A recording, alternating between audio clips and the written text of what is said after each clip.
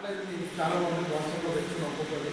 So ఇప్పుడు మనం consumer అంటే ఎవరు ఇందాక అడిగారు వినియోగదారుడు అంటే ఎవరు ఒకసారి మళ్ళీ నాకు చెప్పండి. వినియోగదారుడు అంటే ఎవరు? మనం కాదా? ఇక్కడ వినియోగదారులమా?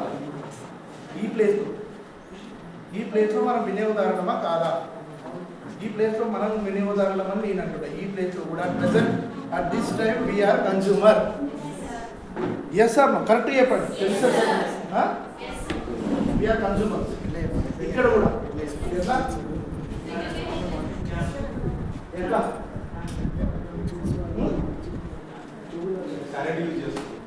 ఫ్యాన్ తిరుగుతుంది, లైట్ పనిచేస్తుంది, ఫోటోలు తీసుకున్నాం, అన్నీ మన పైన అన్నీ పనిచేస్తున్నాయి. కాబట్టి ఇక్కడ కూడా మనం కన్జ్యూమ్ చేస్తున్నాం, పవర్ని కన్జ్యూమ్ చేస్తున్నాం. కాబట్టి ఇక్కడ కూడా మనం వినియోగదారులమే.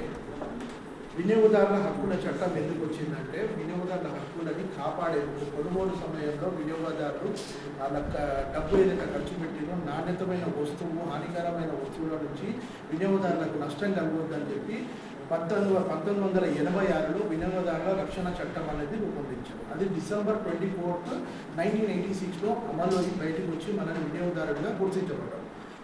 ఆ చట్టం ద్వారానే ఇవాళ ఆ చట్టం ద్వారా మనము వినియోగదారులుగా మారినాం. మనం కొనుగోలు రైట్ టు సేఫ్టీ అని ఇందాక మిమ్మల్ని అడిగినప్పుడు రైట్ టు సేఫ్టీ అంటే ఎవరు ఏం చెప్పారు? రైట్ టు సేఫ్టీ అంటే ఏంటి? రైట్ టు సేఫ్టీ అంటే మనం ఏదైతే ప్రోడక్ట్ కొంటున్నామో దాని నుంచి మనకు ఎటువంటి నష్టం కలగకుండా హక్కులలో మనకు కొన్ని చట్టాలు మనకు పవర్స్ ఇచ్చాయి. ఆ రైట్ టు సేఫ్టీలో భాగంగానే ఇలా వస్తువు పైన ఏ విధమైన పదార్థాలు వస్తువులో వాడారు అనేది ఇన్ఫర్మేషన్ దొరుకుతుంది.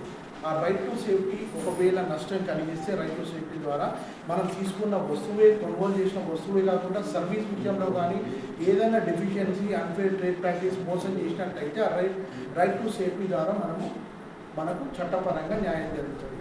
అది ఎంత అంటే సింపుల్. ఆ సొల్యూషన్ కూడా ఏంటంటే ఇందాక చెప్పినట్టు అడ్వకేట్లు కోర్టులు ఎట్లా తిరుగుతాం అన్నట్టు కాదు. చాలా సింపుల్గా ఈజీగా ఎనాక్స్పెన్సివ్ వేలో మనకు న్యాయం దొరికేటట్టు చట్టాలు రూపొందించబడ్డాయి.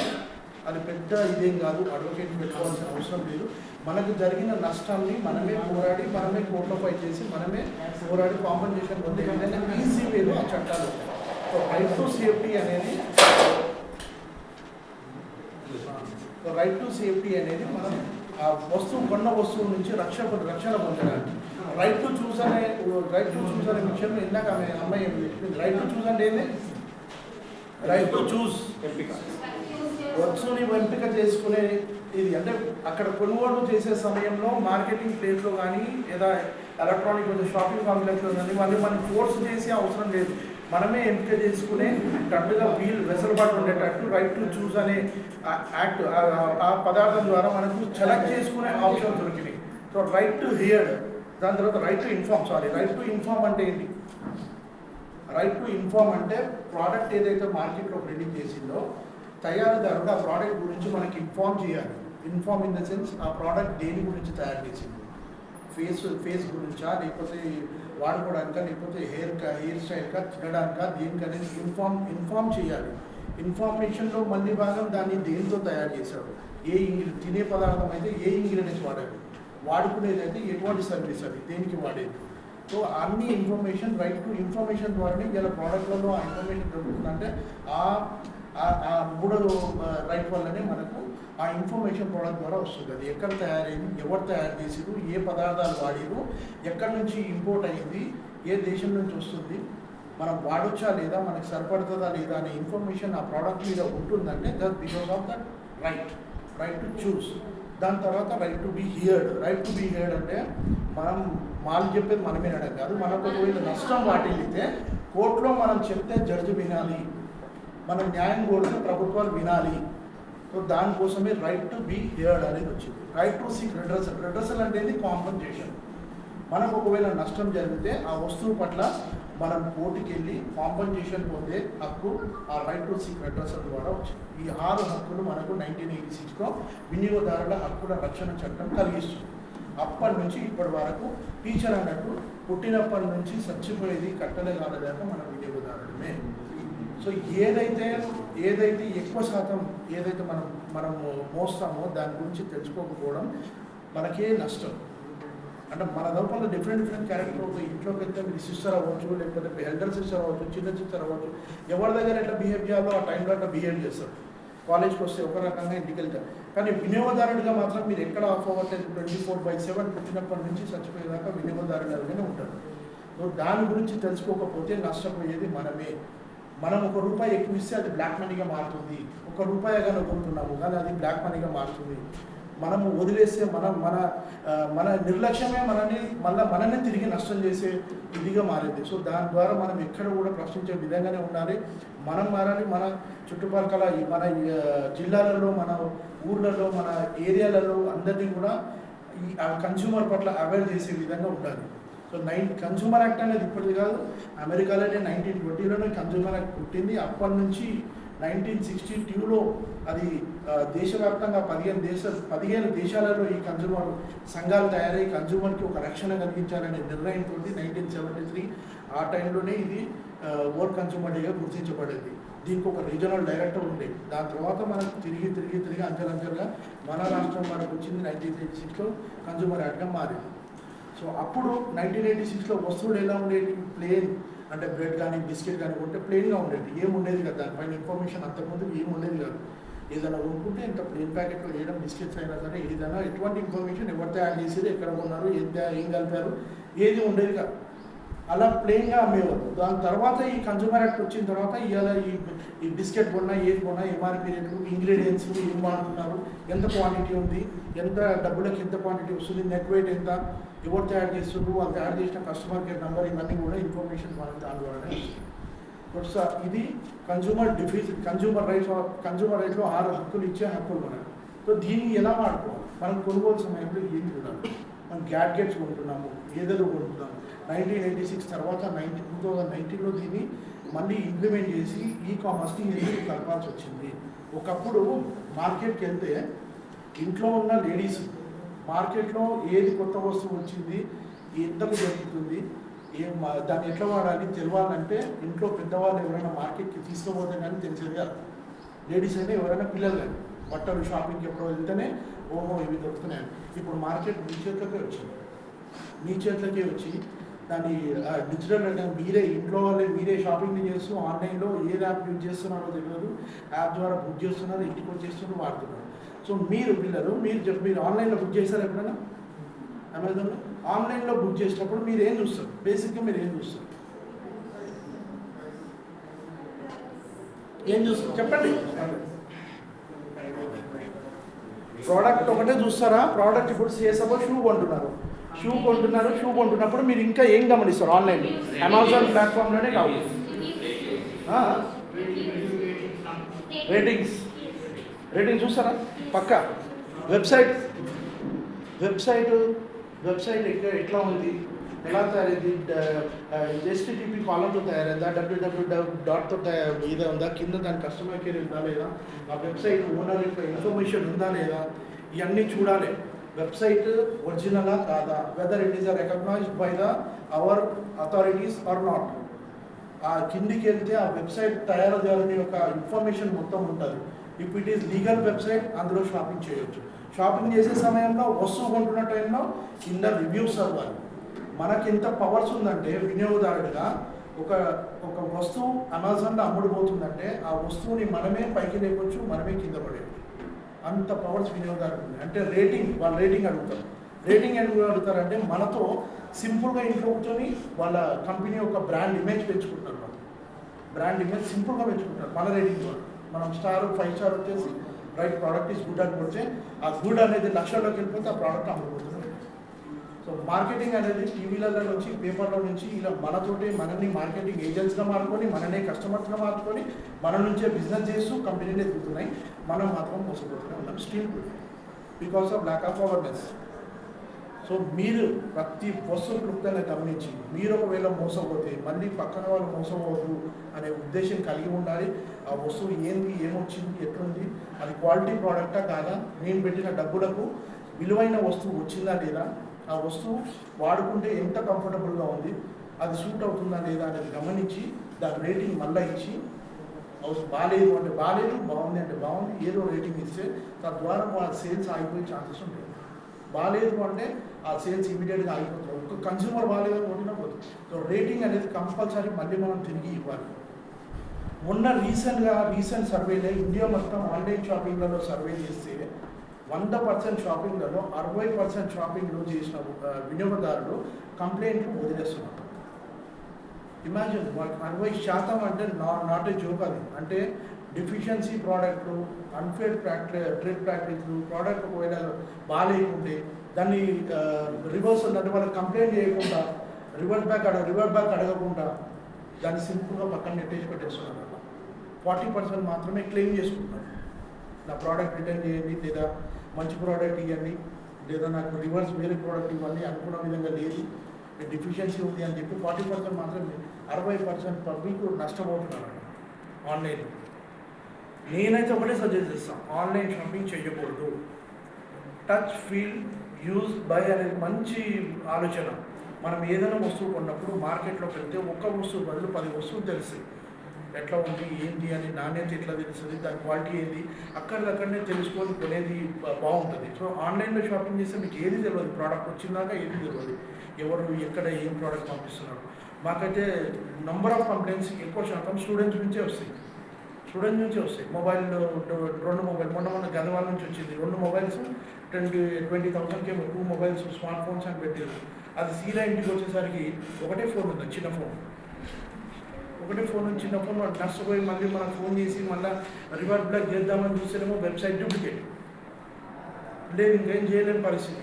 ఆ ఒక్క ఫోన్ కూడా సరిగ్గా వాడుతుందంటే అది కూడా వాడదు. నిన్న మేము BIS bureau of Indian standard కొలాబరేషన్తో ఒక మీటింగ్ చేస్తే జడ్జి గారు చెప్తున్నారు, గోల్డ్ ఆర్డర్ ఇచ్చారంట.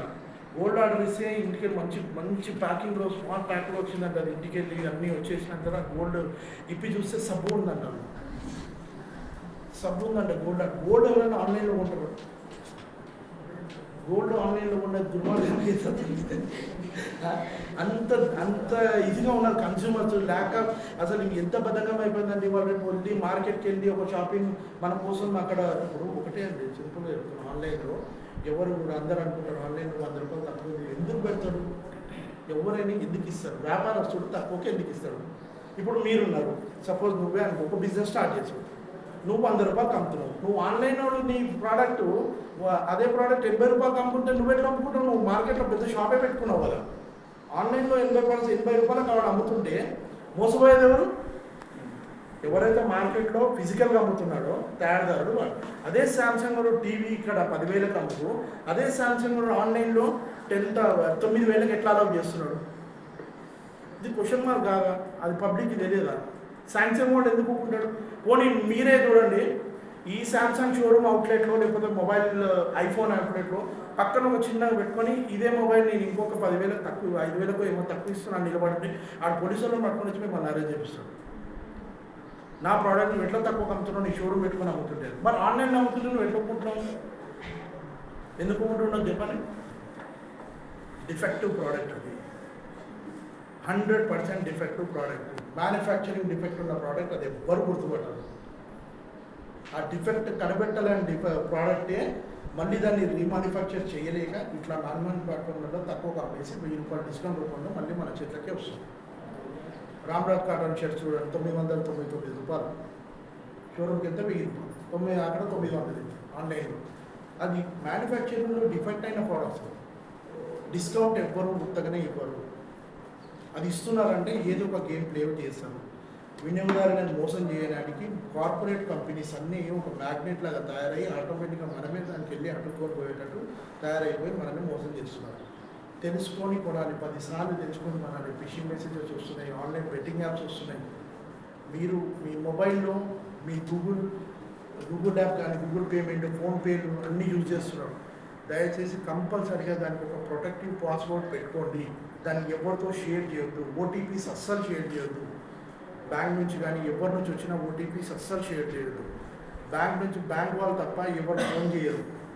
బ్యాంక్ ఎవరికి ఫోన్ చేయదు. బ్యాంక్ అసలు ఫోన్ చేసే ఆప్షన్ లేదు. ఏ స్టేట్ బ్యాంక్ కానీ ఎవరు కానీ ఒక మార్కెటింగ్ చేయదు. కామన్గా ఒక మెసేజ్ పంపిస్తారు, వాళ్ళు ఫోన్ చేసేసి మీ బ్యాంక్ ద్వారా ఇట్లా అంటే అది తప్పుడు మెసేజ్లు తప్పుడు ఇది మనం ఓటీపీ రిలీజ్ చేసేసామంటే మనమే మోసపోతాం. ఒక్క లింక్ యాక్సెప్ట్ చేస్తే మొబైల్లో ఉన్న డేటా మొత్తం పోతుంది. మొబైల్లో ఉన్న డేటా మొత్తం మనకి సెకండ్స్లో విదిన్ సెకండ్స్లో పోతుంది. కాబట్టి అందరు జాగ్రత్తగా ఉండాలి. మొబైల్ ఫోన్ ద్వారా చాలా తెలుసుకునేటువంటి మొబైల్ ఫోన్ అనేది మన సెల్ఫీస్కి లేదా సోషల్ మీడియా ఇన్స్టాగ్రామ్ కాకుండా ఇదే మొబైల్ ఫోన్లో ఇన్ఫర్మేషన్ కూడా దొరుకుతుంది. How to protect our self from the hazardous goods అని, వాట్ ఈస్ కన్జ్యూమర్ రైట్స్ అని, కన్జ్యూమర్ రైట్స్ మనకి ఏమి ఇస్తుంది, హక్కులను తెలుసుకోవాలి, కొనుగోలు విషయంలో జాగ్రత్తలు తీసుకోవాలి. ఎంఆర్పి రేట్లు ఎక్కడ, ఎంఆర్పి రేట్లు అనేది ఎంఆర్పి ఇందాక చెప్పారు, మ్యాక్సిమం జిల్లాలో జరుగుతుంటాయి. పొద్దున్న లేస్తే పాల ప్యాకెట్కి రూపాయి ఎక్స్ట్రా తీసుకుంటాడు, కూల్ డ్రింక్కి రూపాయి ఎక్కువ తీసుకుంటాడు, ఏది కొనో ఎక్స్ట్రా. మా సిటీలో వేరే ఉంటాయి, ఇక్కడ వేరే ఉంటుంది. మేము వచ్చినప్పుడు చూస్తుంటాం, మేము వాటర్ బాటిల్ 5 రూపాయలు 10 రూపాయలు ఎట్లా అట్లా ఇది చేస్తారు. కూల్ డ్రింక్స్కి 5 రూపీస్ ఎక్స్ట్రా. మనం అడిగేది కూల్ డ్రింక్స్ మళ్ళీ కూల్ చేయడానికి 5 రూపీస్ ఎక్స్ట్రా. కూల్ డ్రింక్ పైన ఎంఆర్పీ కంపల్సరీగా ఉంటుంది. ఎక్స్ట్రా మనీ మనం ఎందుకు ఇవ్వాలని చెప్పి 100% క్వశ్చన్ ఉంటుంది. ఒకటి, మీరు సింపుల్గా క్వశ్చన్ చేసి పెద్దగా గొడవ పడాల్సిన అవసరం లేదు. అడగొచ్చు ఆయన ఇన్నాడా సరే, లేకపోతే మీరు ఫోన్పే చేస్తారు కదా అమౌంట్, ముందుగా బిల్ ఇవ్వకపోతుంది. ఇప్పుడైతే ఈజీగా డిజిటల్ పేమెంట్ వచ్చినప్పటి నుంచి ఫోన్పే, ఆ షాప్ అయిన ఫోన్పే చేసేస్తే ఫోన్పేలో ఆయన షాప్ పేరు వస్తుంది, పేమెంట్ ఫర్ కూల్ డ్రింక్ అని చిన్న లింక్ ఆ మెసేజ్ గ్యాప్లో కొట్టేసి దాని స్క్రీన్ షాట్ తీసి పట్టేస్తే అది ఆటోమేటిక్గా కేసు అవుతుంది. ఆ కేసు ఏమన్నా ఉంటే మాకు ఫోన్ చేయండి. అట్లాంటివి ఏమైనా ఉంటే 100% మేము దానికి చర్యలు తీసుకుంటాం. వాళ్ళ పైన మా సంఘాల తరఫున మీకు ఎటువంటి న్యాయం కావాలన్నా చేస్తాం. సో ఇవన్నీ డిజిటల్ మార్కెటింగ్ విషయంలో మాత్రం ఖచ్చితంగా మీరు ఆన్లైన్ షాపింగ్ విషయంలో జాగ్రత్తలు తీసుకోవాలా. చాలా మోసాలు జరుగుతున్నాయి. సింపుల్గా మీ బ్యాంకులో ఉన్న అమౌంట్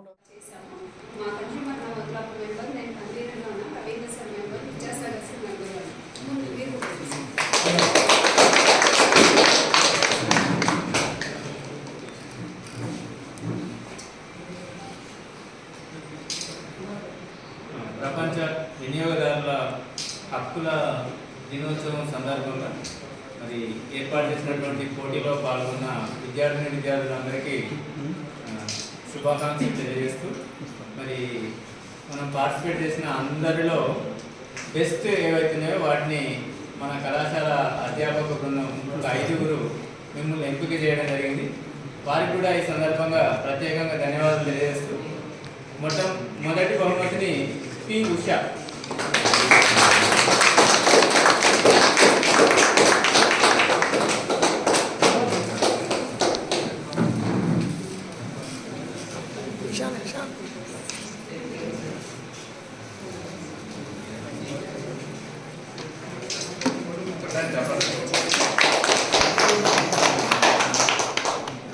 సార్ వాళ్ళు కూడా అక్కడే ఆగి అడిగారంటే జడ్జెస్ ఎంత కరెక్ట్గా పనిచేసారో అర్థమవుతుంది.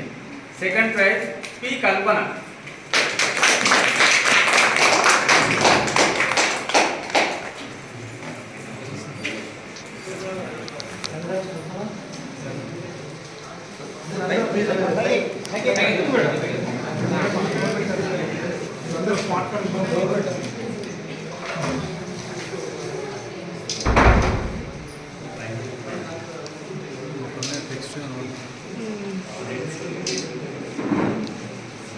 తృతీయ బహుమతి బి. ఇందు,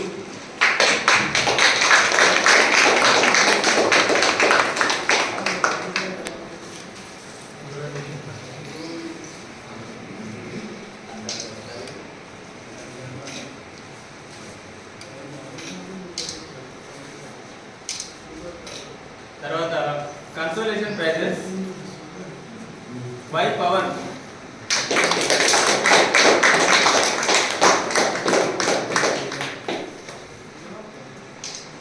తర్వాత పి. చైతన్య,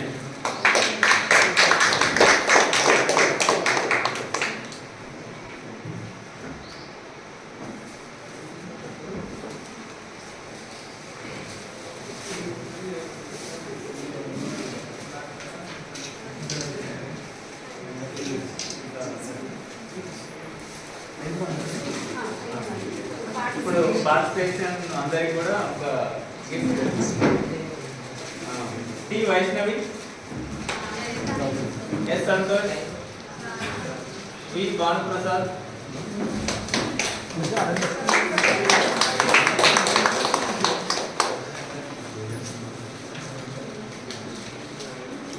దుర్గా ప్రసాద్,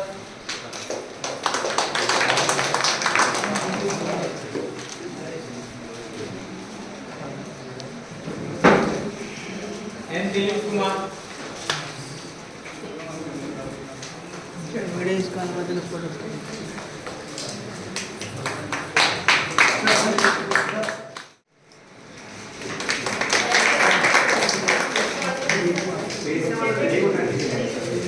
వి Subhash,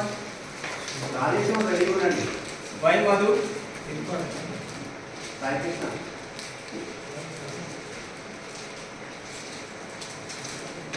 yes Raju,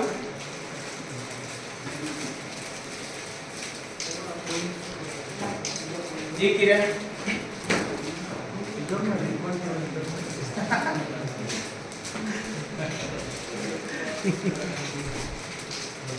G Kiran, P Tejaswini,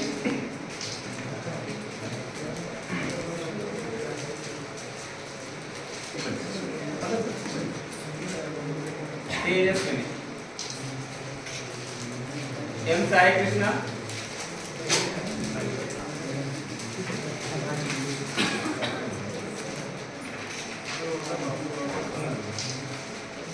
Sai Krishna వచ్చిన మల్లేశియం,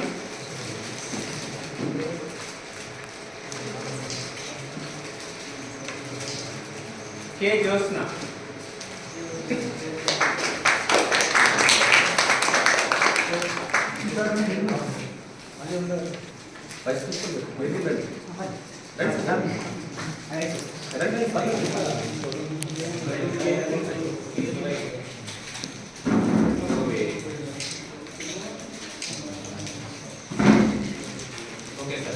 సార్ మీరు ఇప్పుడు ఈ లిస్ట్ ఒకసారి అందరికీ కూడా ఇంటి పేర్లతో రాస్తే వాటికి మేము ఎక్కడ కాలేజ్లో అవాయిడ్ చేసినా విద్యార్థులకి నిరంతరం అవేర్నెస్ అట్లనే ఉండాలని చెప్పి ఈ తెలంగాణ వ్యాప్తంగా ఉన్న స్టూడెంట్స్ అందరూ ఒక గ్రూప్ ఫామ్ చేస్తాం స్టూడెంట్ కన్స్యూమర్ పవర్ అని ఆ గ్రూప్ యాడ్ చేస్తారు. సార్తో ఇందాక పర్మిషన్ తీసుకున్నా మీ మొబైల్ నెంబర్ సార్కి ఇచ్చేసేది, మీ మొబైల్ నెంబర్ పేరు రాస్తే గ్రూప్లో యాడ్ చేస్తాం. ఆ గ్రూప్లో గుడ్ మార్నింగ్ గుడ్ నైట్ ఏముండవు.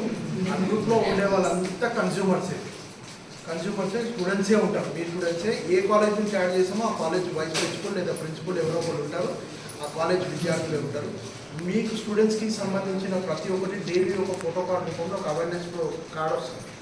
అప్పుడప్పుడు క్విజ్ కాంటెస్ట్ కూడా కార్డ్ ఏ కన్స్యూమర్ రిలేటెడ్ క్విజ్ కాంటెస్ట్ చేస్తారు. ఆ సర్టిఫికేట్ కూడా డిజిటల్ అని అక్కడ పార్టిసిపేట్ చేయాల్సిన అవసరం లేదు. మీకేమన్నా సమస్య ఎదురైతే మీ ఏరియాలో కన్స్యూమర్ రిలేటెడ్ సమస్య ఎదురైతే అందులో పెట్టవచ్చు. మేము గ్రూప్ ద్వారానే మీకు సలహా సూచనలు ఇస్తాం. ఎవరైనా కాల్ చేస్తారు లేదా ఏందో అనేది తెలుసుకోవడానికి ప్రయత్నం చేస్తారు ఎనీ ఇన్ఫర్మేషన్. అప్పుడు ఏంటంటే ఆఫ్లైన్లో కూడా మీరు ఎప్పటికప్పుడు ఈ తెలంగాణ వ్యాప్తంగా జరుగుతున్న మోసాలు కానీ ఏదైనా విద్యార్థులకి ఏదైనా సమస్యలు కానీ మీకు తెలుసుకునే అవకాశం ఉంటుంది. కాబట్టి ఆ గ్రూప్ ఒకటి ఫామ్ చేస్తాము. ఆ గ్రూప్లో మిమ్మల్ని యాడ్ చేస్తాం. మీరు కాలేజీ నుంచి మేడం యాడ్ చేస్తాము. ఆమె మానిటరింగ్లో ఉంటారు.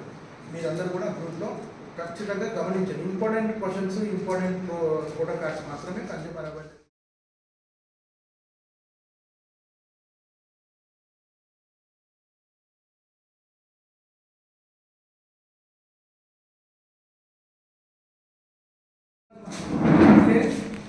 जागो ग्राहक जागो जागो जागो ग्राहक जागो जागो मेलको विनियोगदारुडा मेलको मेलको मेलको विनियोगदारुडा मेलको मेलको मेलको विनियोगदारुडा मेलको मेलको बिल लेके देखो बिल लेके देखो बिल लेके देखो we want quality we want quality we want quality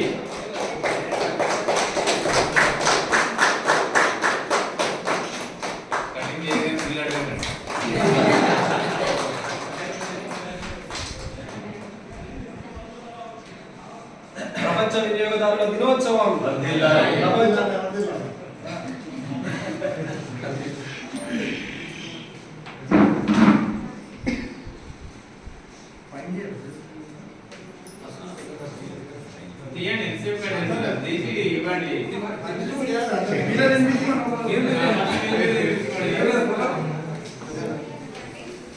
Ramagiri Haribabu గారిని సత్కరించుకున్న ప్రిన్సిపల్ గారిని సత్కరించవలసిందిగా కోరుతున్నాను.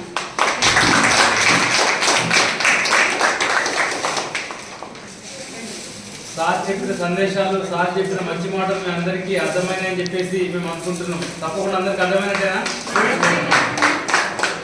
సినిమా ఎంత హిట్ అయింది, పుష్ప తగ్గేదే లేదు కాదు, కన్సూమర్ తగ్గేదే లేదు.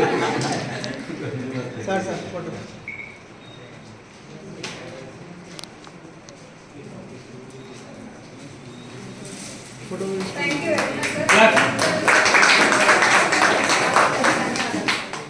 సత్కారం స్వీకరించాల్సింది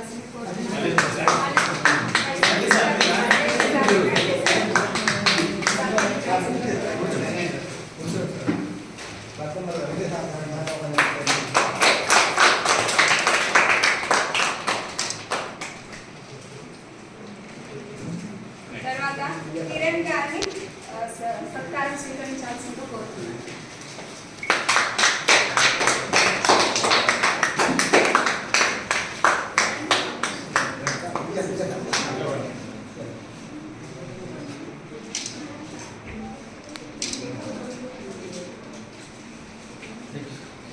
శివకుమార్ స్టేట్ వైస్ ప్రెసిడెంట్ గారు సత్కారం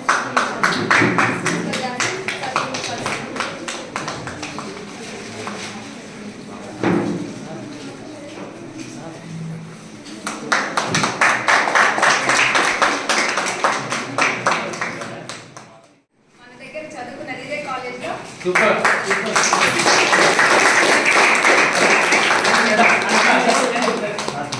ఆయన ప్రస్తుతం అడ్వకేట్ గా పనిచేస్తున్నారు. సర్కారాన్ని స్వీకరించాల్సి కోరుతున్నాం.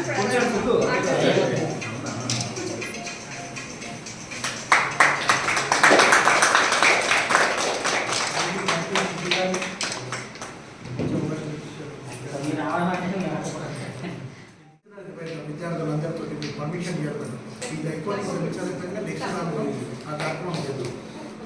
నేను food safety department, legal metrology department, bureau of Indian standard department, మన ఎడ్యుకేషన్ డిపార్ట్మెంట్ అందరు ఆఫీషియల్స్ తీసుకొని కాలేజ్కి వస్తాను. ఇక్కడ పెద్ద ఎత్తున మనం ఆహ్వానం చేస్తాం. ఇదే మంత్ అనుకుంటా మామిడిపండ్ల మాఫియా మా ఆదిలాబాద్ జిల్లాలో 7 లారీలను సార్ సీజ్ చేయించి 75 లక్షల మాల్ని పట్టుకున్నాడు. మా యొక్క టీం, మా యొక్క బృందం అందరం కలిసి ఆ మామిడి పళ్ళు ప్రజలకు ఎంత హానికరమో దాన్ని గుర్తించి ఎవరైతే ఫుడ్ సేఫ్టీ అధికారి వాళ్ళు పట్టుకొని వదిలేశారో వాళ్ళపైన సార్ కోర్టులో కూడా కేసు వేయడం జరిగింది. ఇలా ఎన్నో రకాలుగా ఎన్నో సమస్యలపైన సార్ మనకు అండ ఉంటాడని చెప్పేసి ఈ సభాముఖంగా తెలియజేస్తున్నాం. అంటే మామిడి పండే కదా ఒకప్పుడు ఆపిల్ అంటే కీప్ డాక్టర్ అవే అనేవాళ్ళు. ఇప్పుడు ఫ్రూటే విషపూరితంగా మారింది. అంటే ఇప్పుడు మార్కెట్లో జరుగుతున్న ఈ పప్పులు ఉప్పులు అవన్నీ కనీసం ఐడెంటిఫై చేయడానికి ఫుడ్ అథారిటీస్ లైసెన్స్ అవన్నీ చేసి ఐడెంటిఫై చేయొచ్చు. కానీ ఫ్రూట్ ఎట్లా ఐడెంటిఫై చేస్తారు? ఫ్రూట్ బండి మీద దొరుకుతుంది, ఏ రైతు పండించిందో తెలియదు, ఎక్కడి నుంచి వచ్చిందో తెలియదు, ఏ మార్కెట్ నుంచి వచ్చిందో తెలియదు, కొనుక్కోవడం చేయడం. ఫ్రూట్ అనేది ఇప్పుడు మామిడి పండుగ చూస్తే మీకు ఫిబ్రవరిలోనే మార్కెట్లోకి వస్తుంది. ఎట్లా వస్తుంది? మీ మమ్మీ డాడీ ఎవరిని అడగండి, మమ్మీ మామిడి పండు ఎప్పుడు వస్తుంది, మనం ఎప్పుడు తినేవాళ్ళం. మార్చ్ ఎండింగ్లో అక్కడ వచ్చేది ఎల్లో కలర్ మనం తినేవాళ్ళం. కానీ ఇప్పుడు ఫిబ్రవరి జనవరిలోనే మామిడి పండు మార్కెట్లోకి వస్తుంది. ఎట్లా వస్తుంది? తెలియక జనాలు తింటున్నారు కానీ చాలా ఘోరమైన పరిస్థితిలో బయటకు వస్తున్నారు. రైతు పండించి కష్టపడి పండించి అది పక్వానికి రావడానికే చెట్టు నుంచి పోసి హానికరమైన రసాయనాలతో మగ్గించి మనకు పొల్యూటెడ్ కెమికల్ పొల్యూటెడ్ అయిన మ్యాంగోస్ని మార్కెట్లో అమ్ముతున్నారు. అది తిని ఆరోగ్యం పాడు చేసుకుంటారు. చాలా ఘోరంగా ఉన్న పరిస్థితి. అట్లాంటి మ్యాంగోస్ ట్రాన్స్పోర్ట్ అవుతున్నట్టు మనీ ప్లేట్లోకి వస్తున్న దానికి హైదరాబాద్ చెక్ దగ్గర అధికారులతో కలిసి ఆపడం జరిగింది. మీరు కూడా ఎట్లంటే మీరు కొన్ని జాగ్రత్తలు తీసుకోవాలి. ఇప్పుడు మ్యాంగో సపోజ్ చెప్పి చిన్నగా ఆలోచించాలి. ఏ టైంలో ఏది దొరుకుతుంది, అది దొరకని టైంలో మనం ఉన్నప్పుడు హైబ్రిడ్ జామకాయలు, ఇంత పెద్ద జామకాయలు అవి లేని మనకి అప్పటిగా మన తిండి కాదు అది. కానీ హైబ్రిడ్ ఇంత పెద్దలు కానీ కొనేస్తున్నాం. దాంట్లో ఏమి ఉండదు, వేస్తుంది. అది కెమికల్ పొల్యూటెడ్ ఫ్రూట్స్ అవి. మ్యాంగో అట్టిపండు 6 అవర్స్లో గ్రీన్ కలర్ అట్టిపండు ఎథరైజ్ కెమికల్లో డ్రమ్లో వేసి ముంచి తీసేసి పెట్టేసి 6 అవర్స్లో ఎల్లో కలర్లో మారిపోతుంది. పొద్దున కొని రాత్రి వరకు పెడితే ముదిరిపోతుంది అట్టిపండు. Chemical polluted. ఏ ఫ్రూట్ కొన్నా కొంచెం వాటర్లో వాష్ చేసుకోవాలి. రన్నింగ్ వాటర్లో ఇట్లా ఉండే వాటర్ రన్నింగ్ వాటర్లో ఫ్రూట్స్ అన్ని వాష్ చేసుకోవాలి. కొన్నాక ఒక 15-20 మినిట్స్ ఉప్పు నీళ్ళలో తీసి వాష్ చేసుకొని తినడం కొంచెం సేఫ్.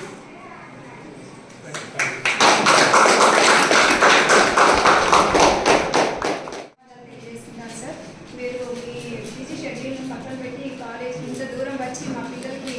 కన్స్యూమర్ రైట్స్ పైన అవగాహన, అంటే డిజిటల్ ఎరాలో ఎలాంటి మోసాలు జరుగుతున్నాయి, ఆ మోసాలు ఎలా తప్పించుకోవాలి, తర్వాత మోసం జరిగితే ఎక్కడికి వెళ్ళాలి, ఎలాంటి రిడ్రెసల్ క్రైటీరియా ఉందని కూడా దాని గురించి చాలా వివరాలు అందించారు సార్.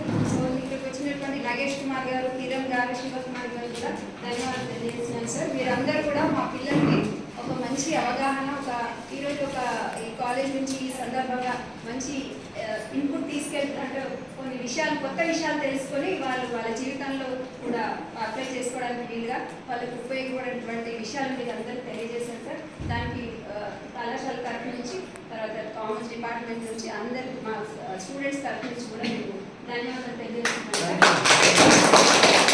ఈ కార్యక్రమాన్ని ఇలా విజయవంతం చేయడానికి ఇక్కడ ఉన్న staff members, non teaching staff, students వీరందరి యొక్క సహకారంతో ఈ కార్యక్రమం విజయవంతం జరగడానికి కృషి చేసినందుకు నేను ధన్యవాదాలు తెలుపుతున్నాను. ఇంతతో ఈ కార్యక్రమం